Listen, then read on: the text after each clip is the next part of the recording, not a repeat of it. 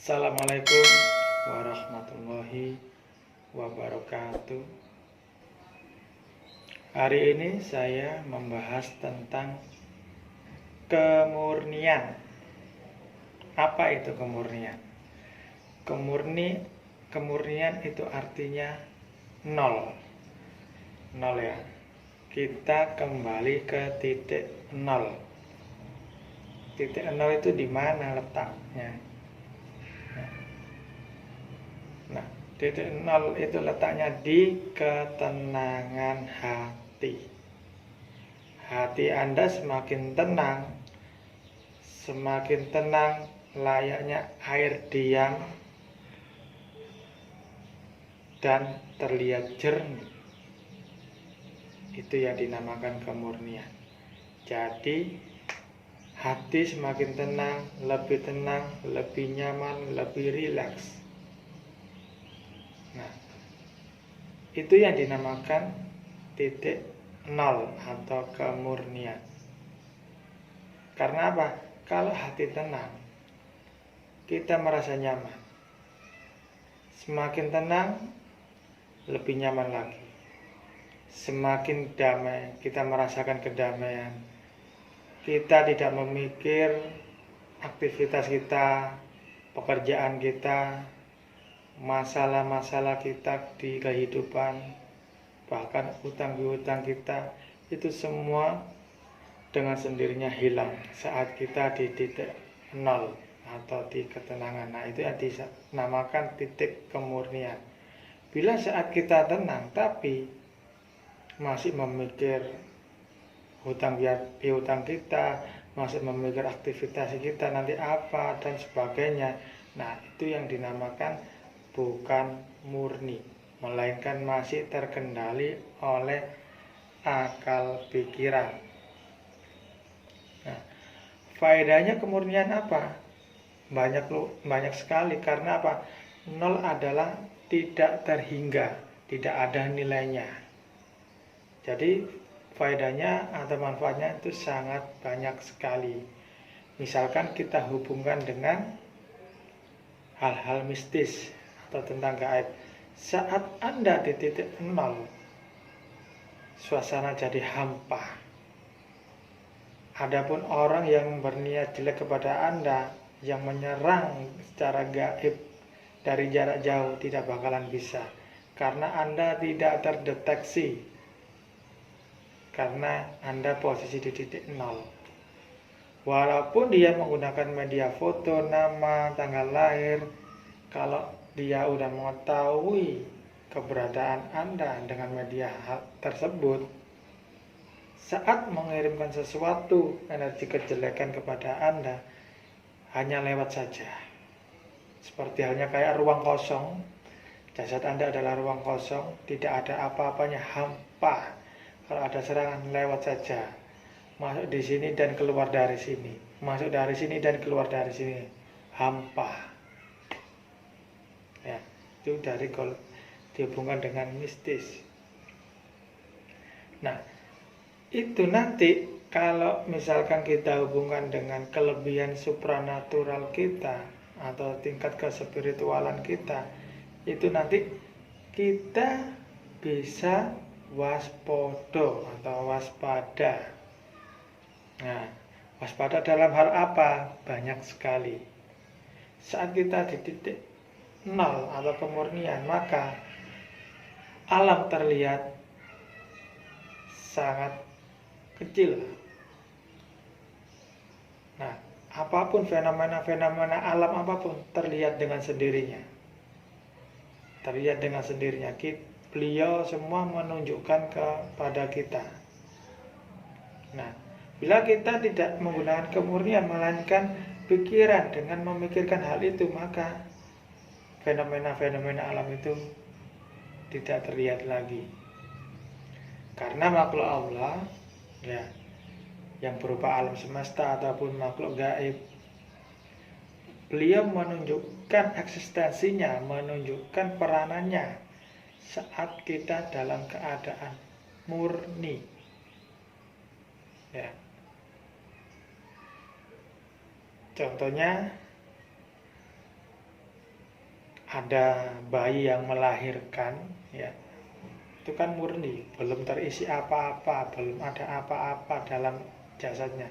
Setelah lahir langsung dia nangis. Nah, semua orang yang ada di sekelilingnya di situ, dia tahu suara tangisan bayi, ada yang melahirkan, sehingga dia berbondong-bondong untuk menjenguknya. Nah, menjenguknya laki-laki atau perempuan, bentuknya seperti apa, ya kan?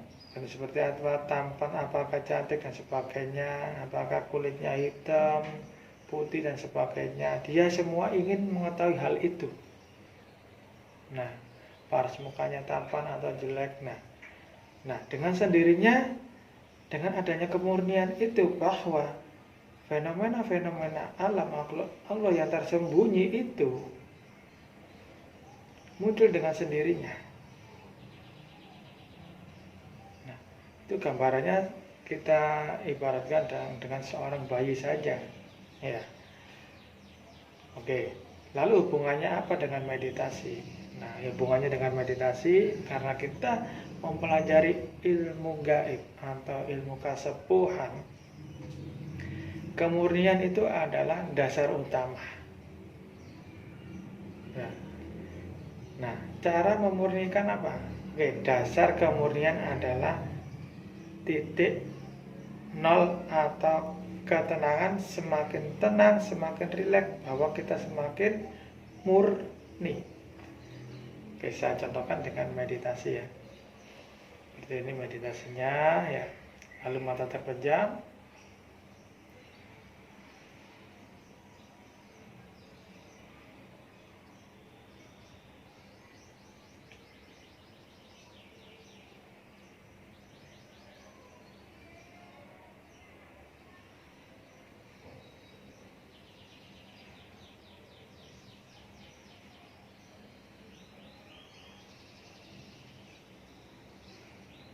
Nah, sekarang ini saya udah di titik murni, udah tenang.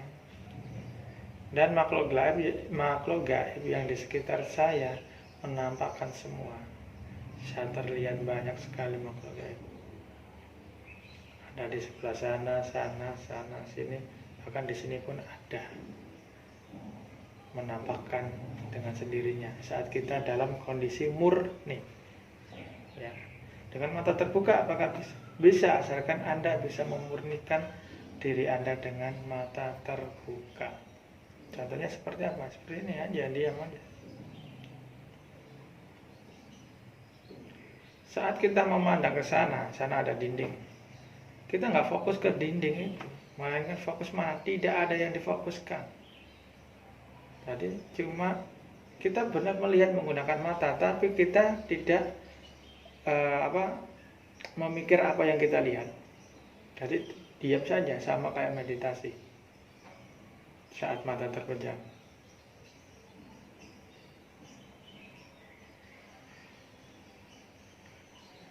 Bila pun ada seseorang yang nanya, apa yang kamu lihat? Padahal kita melihat ke sana dengan mata terbuka, kita jawab tidak tahu. Karena apa? Memang saya nggak melihat itu, meskipun pandangan saya ke sana. Nah, seperti ini. Tapi kita kalau ditanya orang, apa yang kamu lihat? Lalu kita jawab dinding. Berarti kita fokus melihat di dinding. Berarti masih menggunakan mata jasad, itu yang belum murni.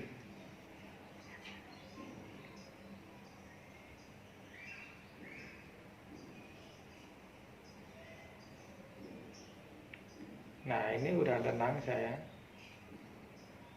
Kalau tingkat kemurnian dengan mata terbuka memang agak sulit untuk melihat hal gaib. Nah, ini semakin murni, semakin tenang, baru terlihat sosok gaib sebelah sana. Nah, kalau ingin terlihat sosok gaib itu lebih ungkul atau lebih padat bentuknya, lebih utuh, kita panggil. Ya, contohnya seperti ini, ya, dengan mata terbuka ya. Nah, sayangnya terlihat di sebelah sana. Oke, coba saya melihat di sebelah sana seorang kakek tua yang membawa tongkat tapi masih samar ya. Oke, sekarang saya wungkulkan atau saya padatkan bentuknya ya. Assalamualaikum ya guys. Nah, dia baru berinteraksi dengan saya, menjawab salam saya.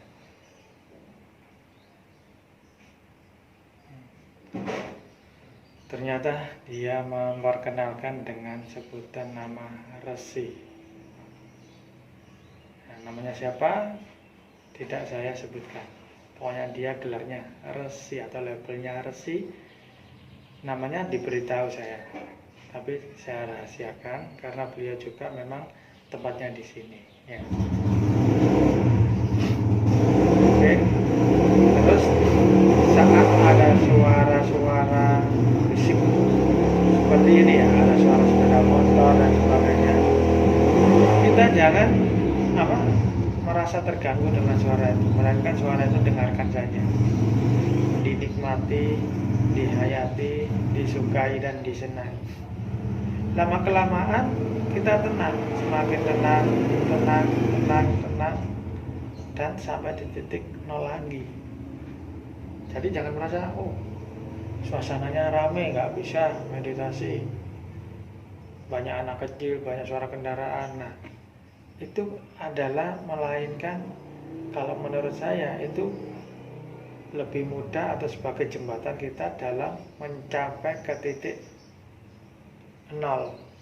Nah, karena apa? Kita mendengarkan suara bisik-bisik itu, suara bising itu, suara keramaian itu, nanti kita bisa menemukan kenyamanan ya. Terus kalau cara melihat bentuk isi gaib yang ada di pusaka, caranya apa? Ya cuma dipegang aja ini seperti ini, atau ditaruh sini bisa ya. Lalu kita murnikan badan kita dengan mata terbuka, terpejam aja.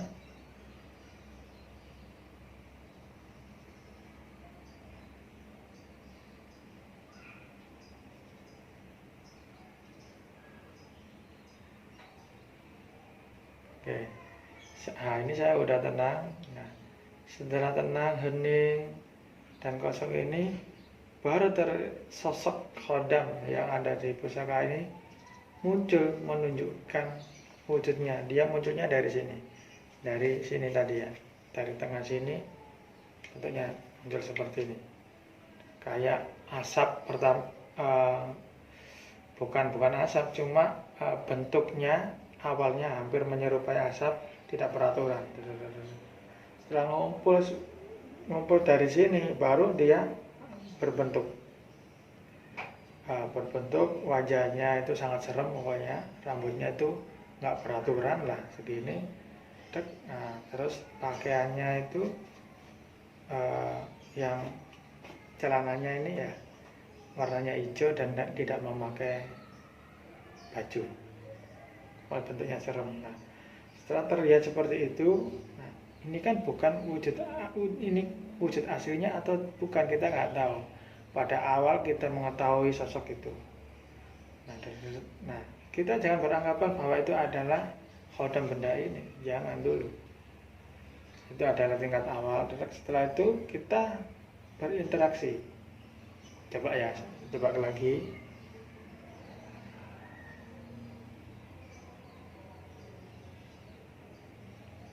Oke, saya udah tenang. Nah, ini dia udah keluar. Nah, dari segini bentuknya seperti tadi ya. Sekarang saya coba berinteraksi. Assalamualaikum ya guys. Tunjukkan wujud asli panjenengan. Nah, terima kasih. Oke, setelah saya berinteraksi seperti itu, menunjukkan wujud asli beliau, dia langsung berada di sampingnya sini. Jadi tadi awalnya keluarnya dari sini, nah kemudian kita minta wujud aslinya, baru dia ada di samping sini, di samping kanannya pusaka ini, Dia bentuknya, sosoknya tinggi, besar, tinggi, agak kurus, dan berpakaiannya putih-putih. Nah, itu adalah khodam atau gaib yang menempati alam pusaka ini.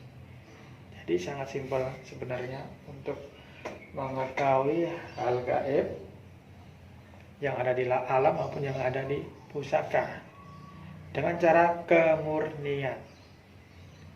Oke, misalkan Anda gagal mempelajari ilmu terawangan, mata batin, itu tanda tanya besar karena udah pernah menjalankan lelaku dan sebagainya, zikir, doa dan mantra sebagainya, tapi masih belum bisa. Nah, menurut saya yang salah itu bukan karena doa dan mantra dan lelakunya, melainkan Anda masih belum murni. Nah, jadi kalau murni pasti makhluk Allah itu menunjukkan kepada kita, bukan kita yang mencarinya. Ya, bisa dipahami. Oke, jadi cara memurnikan seperti itu silakan dicoba dan dipraktekkan. Apakah bisa? Kalau misalkan tidak bisa, perlu bimbingan ya silakan hubungi kita. Tapi misalkan kalau ingin mencoba-coba ya silakan dipraktekkan saja. Oke, assalamualaikum warahmatullahi wabarakatuh.